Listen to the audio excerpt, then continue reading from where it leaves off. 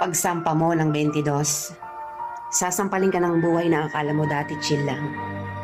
Malalaman mo na yung mga salitang hindi pinupulot ang pera, na dati ay naririnig mo lang sa mga magulang mo.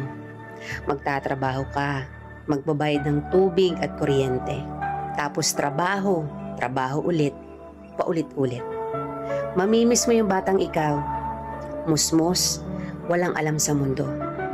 May mga gabing bibilangin mo ang oras ng tulog mo kasi akala mo makakatulong ito. Gigising ka para kumayod, umanap ng pera. Perang akala mo sapat na. Pero dahil salat ka, wala kang magagawa kung hindi tanggapin ang katotohanang ganito ang buhay.